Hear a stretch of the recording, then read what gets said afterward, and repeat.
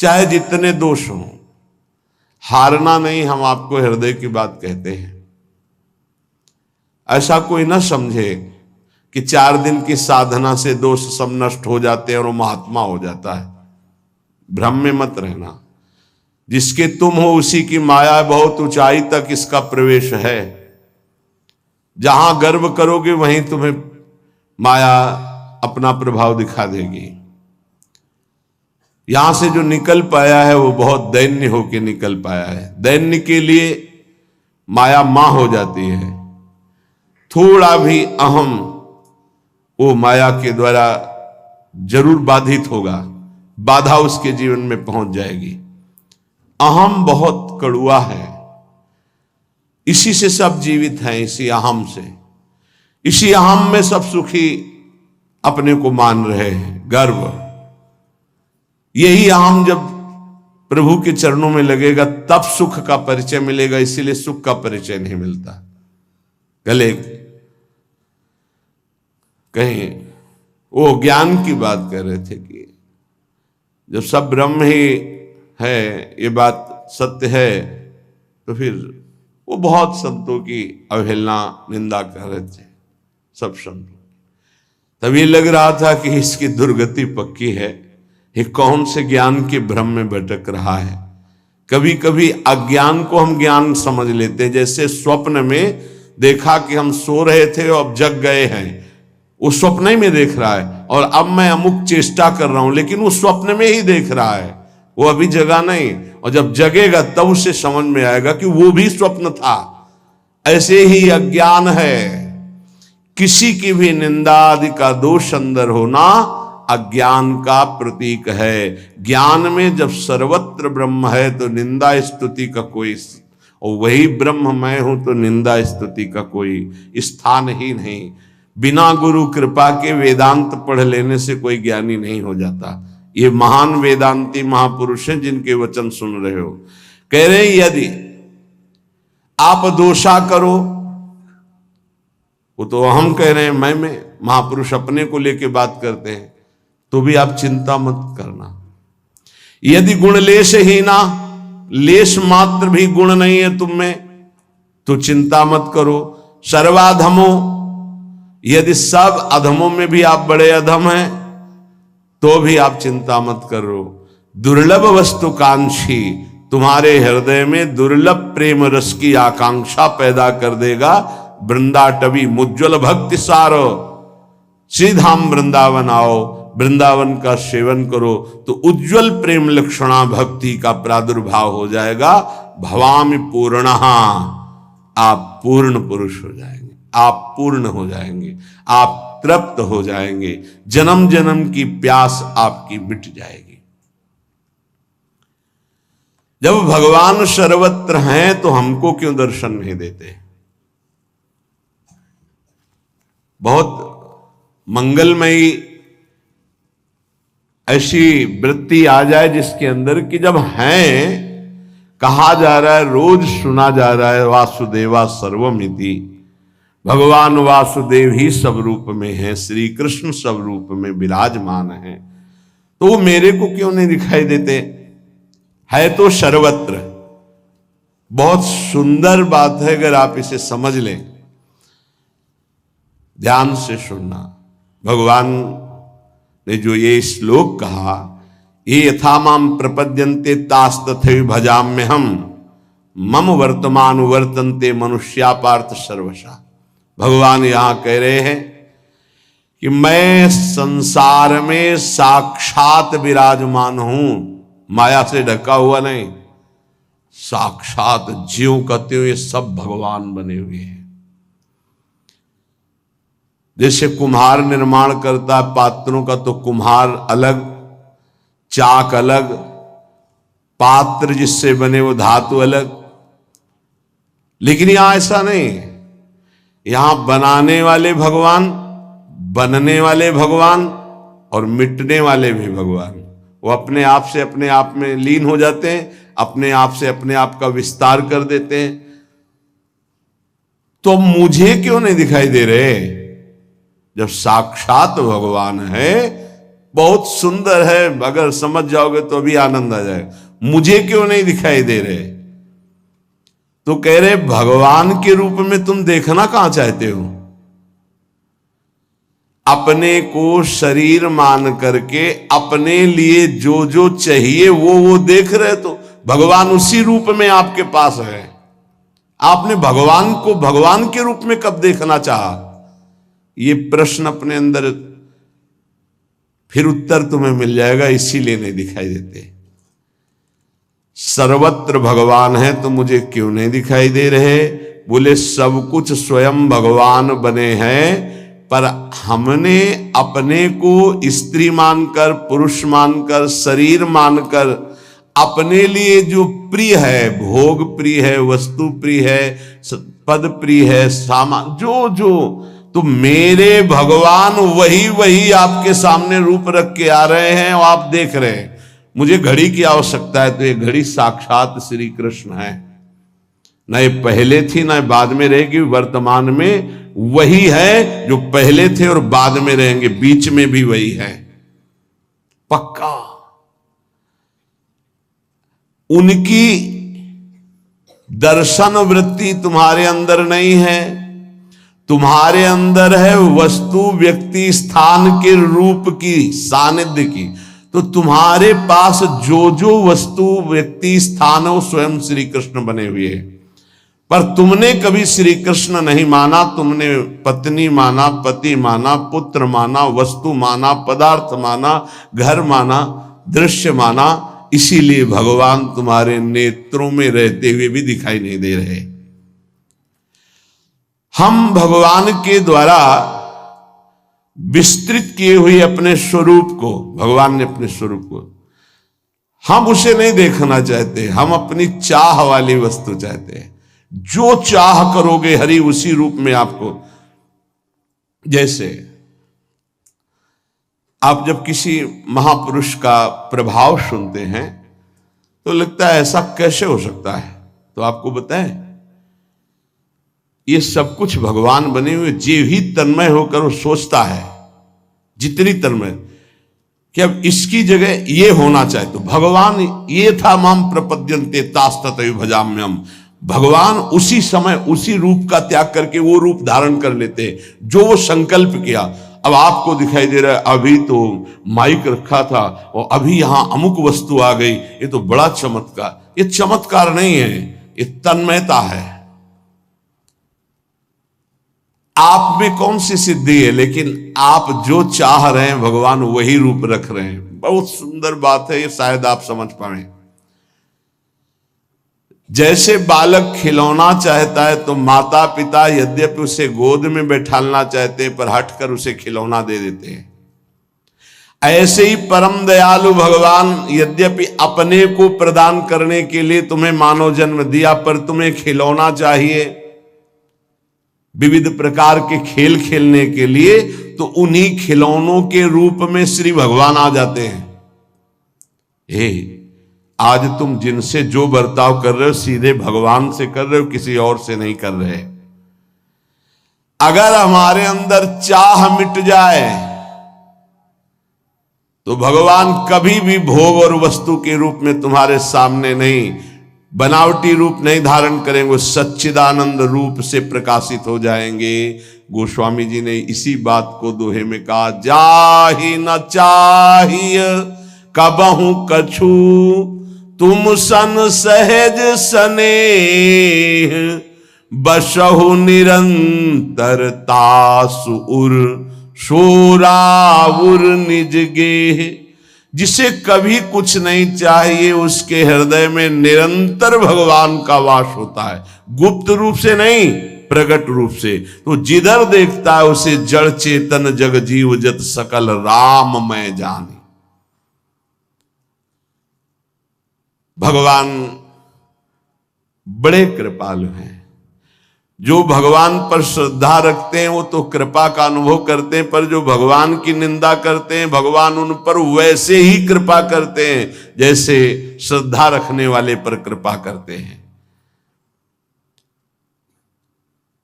जीव का दुर्भाग्य है कि वो भगवान के आकर्षण से रहित होकर के भोगों के आकर्षण में है।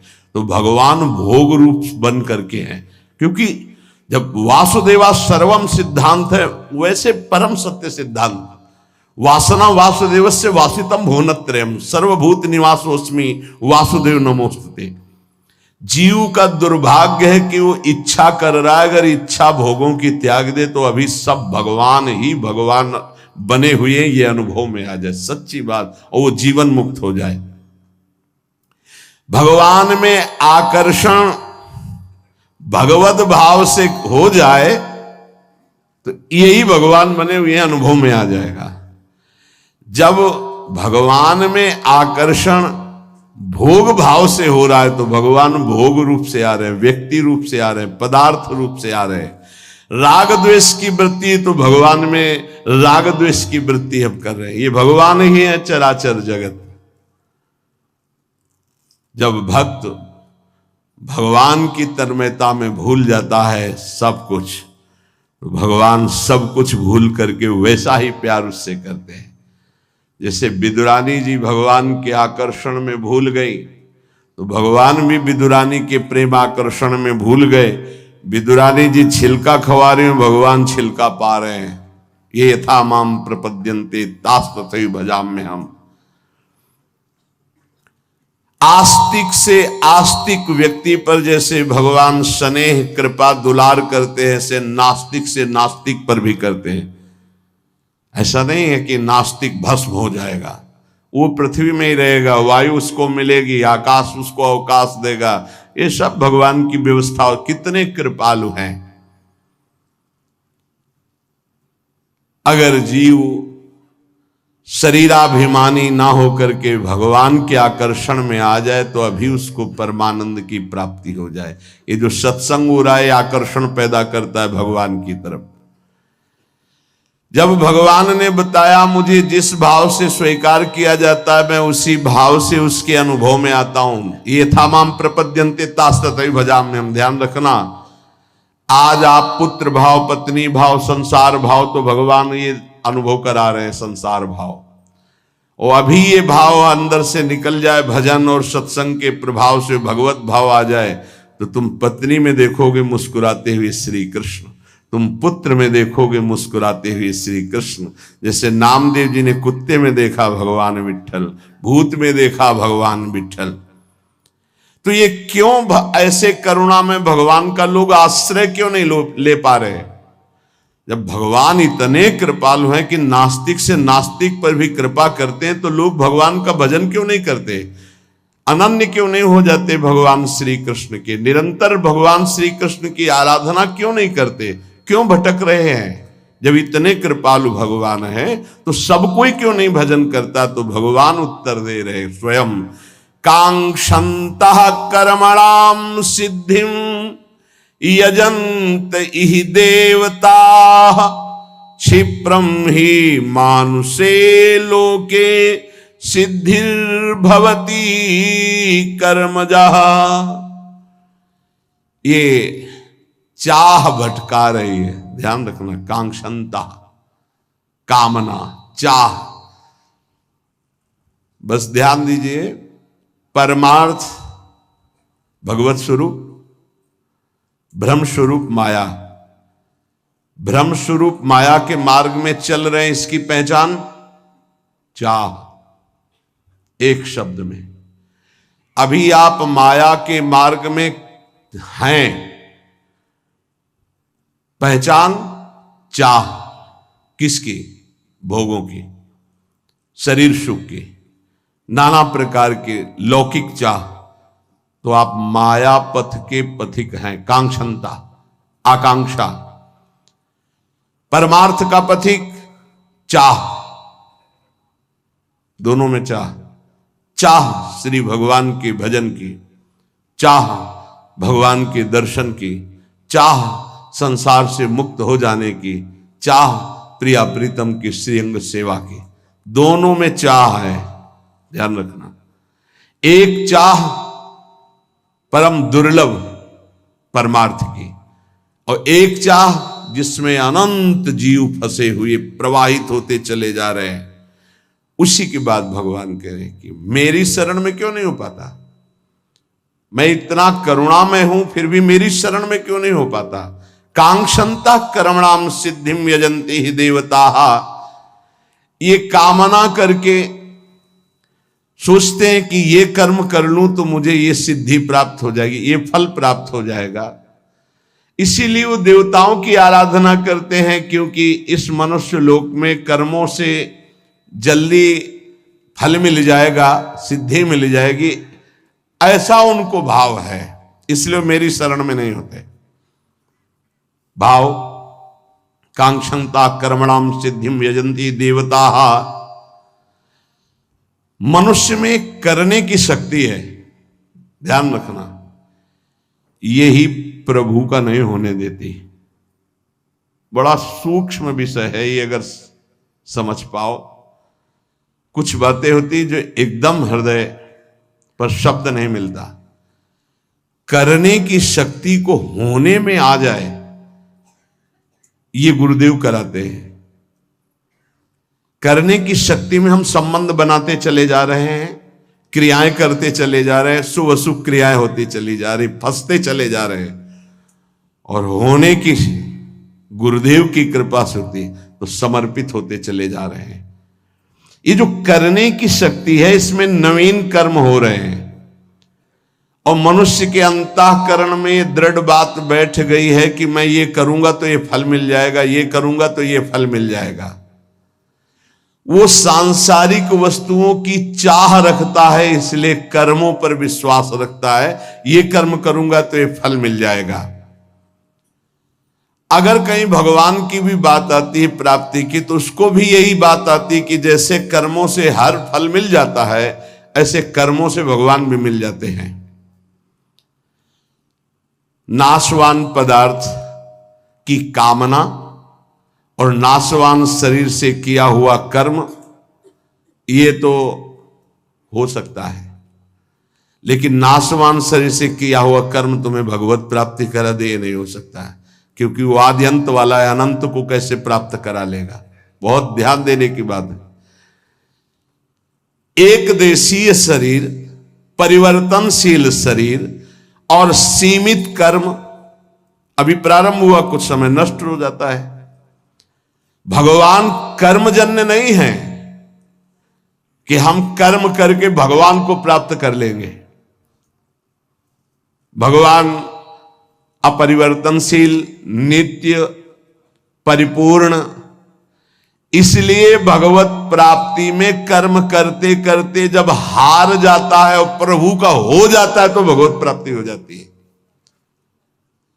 अब कितने जन्म व्यतीत हो गए, अभी तक हारे नहीं। अरे अब हाथ उठाकर कहो मैं हार गया गोविंद, अब स्वीकार कर लो। पर ये देहाभिमानी हारता नहीं, बस यही समस्या है। भगवान करे यजंती ही देवता, अपनी कामनाओं की पूर्ति के लिए वो देवताओं का यजन करते, मेरी शरण में नहीं आ पाते। भगवान सरलता से समझ लीजिए पिता के समान है, देवता दुकानदार है। जैसे दुकानदार के पास वस्तु लेने जाओ, जरा हमको ये मीठा देना, कितना कितना दे, बोले भूख लगी भरपेट पवा दो। हाँ तो कितना पाओगे, लगभग 1 किलो पाएंगे, तो 500 रुपया निकालो। नहीं रुपया तो नहीं, चल बाहर, ठीक है। पिता के पास गए, भूख लगी है, ये पवा दो, तो वहां ये नहीं पूछेगा कि पैसा निकालो, क्योंकि बेटा है।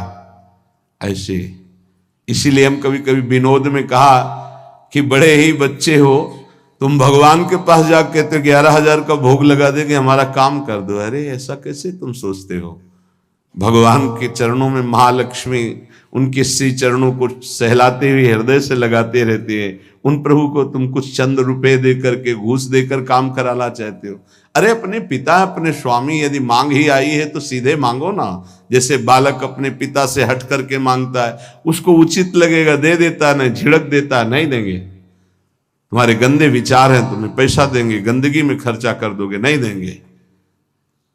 भगवान पिता है, देवता दुकानदार है। पिता से अधिकार पूर्वक मांगा जाता है और दुकान में पैसे दे के लिया जाता है। दुकानदार को जैसे पैसे दिया जाता है, ऐसे देवताओं से काम कराने के लिए आपको कर्म करना होगा, उसका सांगोपांग, तब वो देवता तुम्हारे कर्म के अनुसार वो फल प्रदान करेगा। पर भगवान को ऐसी जरूरत नहीं है। भगवान को केवल अपनापन मानने की जरूरत है, प्रभु मेरे, बस इतनी बात है। पर इसमें दूसरा कोई नहीं होना चाहिए, तो अभी आपको परम लाभ मिल जाए। इसीलिए गोस्वामी जी ने कहा, बिगड़ी जन्म अनेक की अब ही सुधरे, आज हो ही राम को। मेरे प्रभु मेरे तो गिरधर गोपाल, दूसरों न कोई। ये लानी है सिद्धि भगवत प्राप्ति के लिए। इसमें तुम्हारा कोई पसीना चुआना काम में नहीं आएगा, वो तो हारने के काम में आएगा। लगे रहो, फिर जब हार जाना कि नाथ मैं हार गया, तब कहेंगे मेरा हो जा। बस यहीं से परमार्थ का दिव्य स्वरूप प्रकट होता है भक्ति मार्ग में। दूसरी बात, दुकानदार से कहो कि आप चाकू दे दीजिए, पैसा दीजिए, चाकू ले लीजिए। लेकिन पिता से कहिए चाकू दे दीजिए, तो कहेगा किस काम के लिए, क्या काम करना है, पहले बोलिए, आवश्यकता क्या है। अगर आप आवश्यकता सिद्ध नहीं कर पाए तो आपको नहीं देगा। लेकिन दुकानदार आवश्यकता नहीं पूछेगा, आपको चाकू दे देगा। आप अहित कर लो अपना, वो तुम जानो। ऐसे देवता हैं, हमारे भगवान ऐसे नहीं है। मांगोगे, अगर आवश्यकता सिद्ध होती है तो ठीक है। अगर उनको लगता है कि दुख भोग कर ये हमारी तरफ बढ़ेगा तो नहीं देंगे, भोग दुख और मेरी तरफ बढ़ और अपना परम कल्याण कर। लेकिन देवता ऐसा नहीं। अगर आपने सकाम अनुष्ठान किया है तो आपका हित हो, वही तो इससे मतलब नहीं वो वस्तु आपको दे देंगे जैसे दुकानदार दे देता है। पिता सदैव अपने बालक का हित चाहता है, ऐसे ही भगवान सदैव अपने शरण में आए हुए का हित चाहते हैं। ये बहुत कृपालु हैं। अगर उनसे मांगो भी तो उनके ऊपर छोड़ दो, जैसा आप चाहो वैसा करो प्रभु। क्षिप्रम ही मानुषे लोके सिद्धिर्भवति कर्मजा। ये जितनी भोग भूमियां हैं, जितने भोग के लोक हैं, जितनी भोग वस्तुएं हैं, मनुष्य चाहता है मैं कर्म करके इन्हीं भोगों को भोगूं। कृपा निधान भगवान ऐसा नहीं होने देते।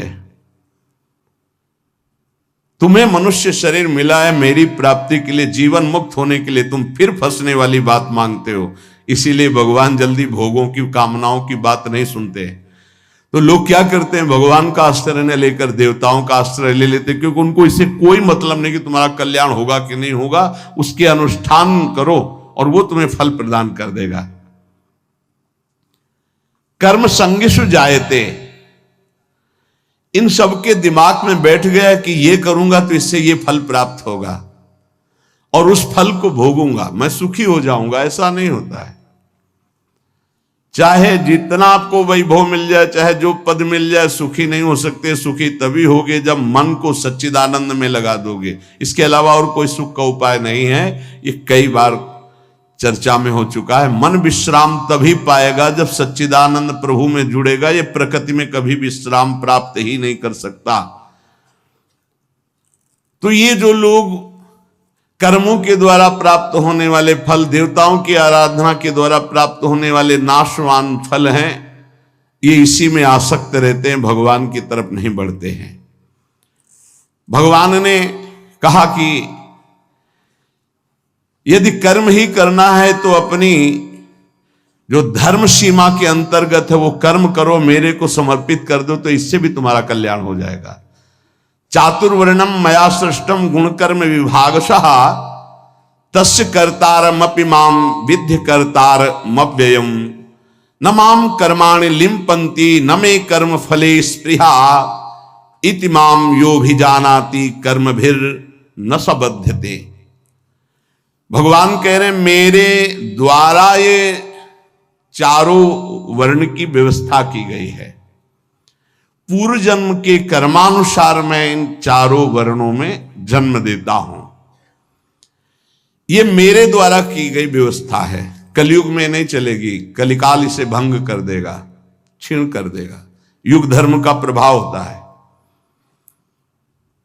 चारों वर्णों की रचना मेरे द्वारा की गई है। पूर्व जन्म के तप, भजन, साधन, कर्म के अनुसार उसका जन्म वर्ण व्यवस्था में होता है। सृष्टि का रचनाकार आदिकर्ता मैं हूं, क्योंकि मेरे से ब्रह्मा और ब्रह्मा से मनुष्य रूपा आदि सब सृष्टि का विस्तार, तो आदिकर्ता मैं हूं। मैंने रचा है ये चार वर्ण। मुझ अविनाशी परमेश्वर को इन सब का प्रादुर्भाव करने वाला होने पर भी अकर्ता ही जान।